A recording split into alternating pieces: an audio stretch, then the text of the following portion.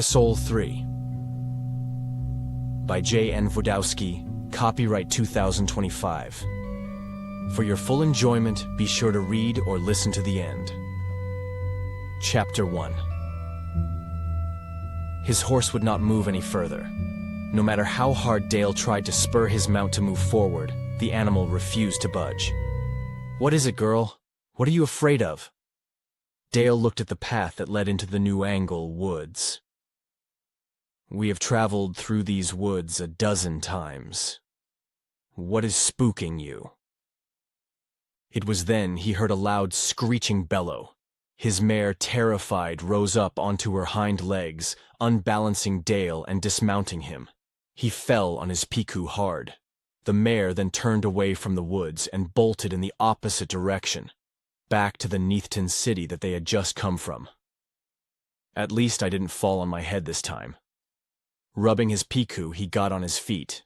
He drew his saber from its scabbard, regretting that he hung his shield on the fleeing horse, instead of on his back, as Greendale had always instructed him to do.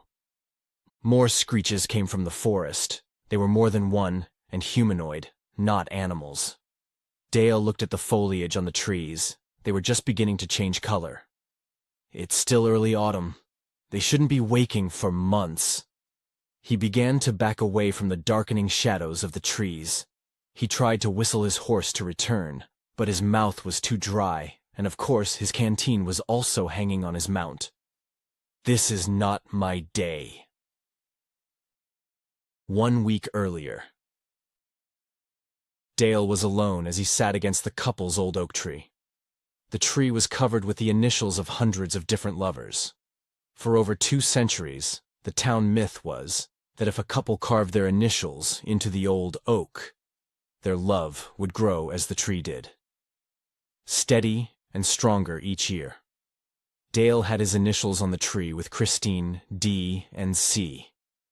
But their love did not last long.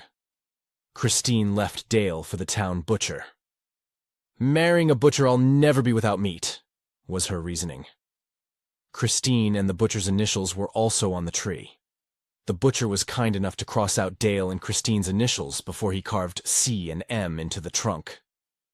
Dale wished he had carved his and Christine's initials higher up on the tree. With any luck, when the butcher crossed out their initials, he would have fallen and landed on his knife. Dale smiled with the thought. He noticed Pete climbing up the green hill towards him. "Why do you come up here?" Pete caught his breath as he stood over Dale. "She left you 3 years ago." Dale looked up at Pete. He put his hand over his eyes to block the sun behind Pete.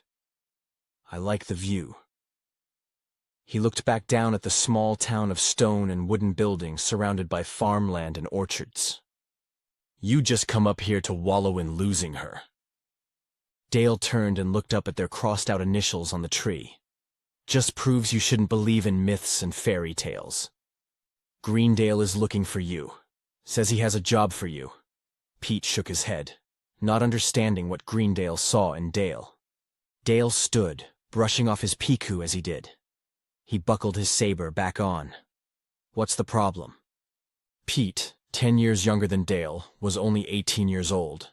"I have no idea. When does Greendale tell me anything? I do not understand why he always relies on you." Dale patted Pete on the top of his head. "When you get full frontal brain development, you will understand. Should be in another 5 years, not too long a wait." "Ha, ha, very funny." Pete pointed at Dale's weapon. "I am just as good with that as you are." Dale headed down the hill with Pete close behind him. There is more to things than just knowing how to wield a sword. Greendale sat at his desk in the town's constable office. The one jail cell behind him was empty. Chopson was sitting on the opposite side of the desk when Dale came in with Pete still tagging along.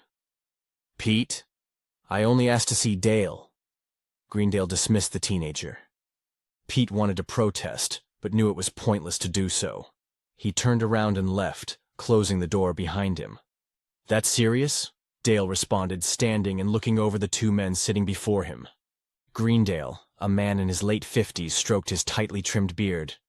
"Not serious enough for Pete to start spreading an unwarranted panic. So, not serious? Dale looked for someplace to sit, but not finding another chair, he stood. Chopson's powerful arms signified his years of cutting down trees for the local mill. Asked Greendale, "Do you need me anymore?" "No, we're good." Greendale turned to the man. "Just keep me up to date if you find any more signs."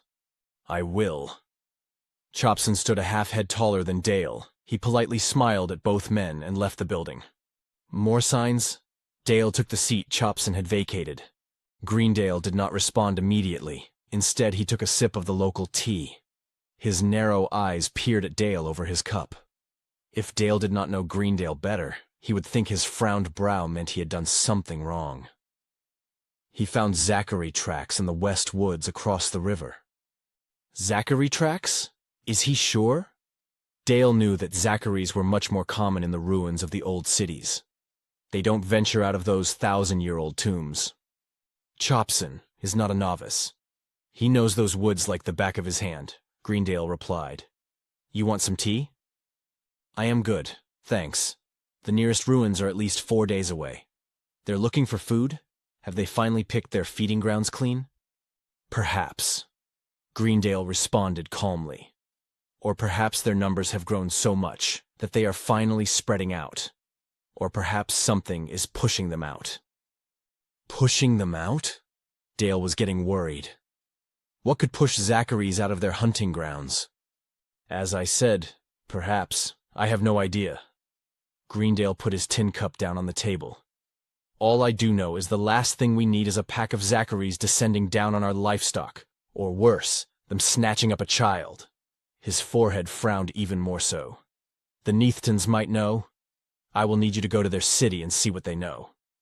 The Neathtons have nothing but contempt for humans. They won't even give us the time of day. True, but I think if you ask them nicely, they may. Me. Why me?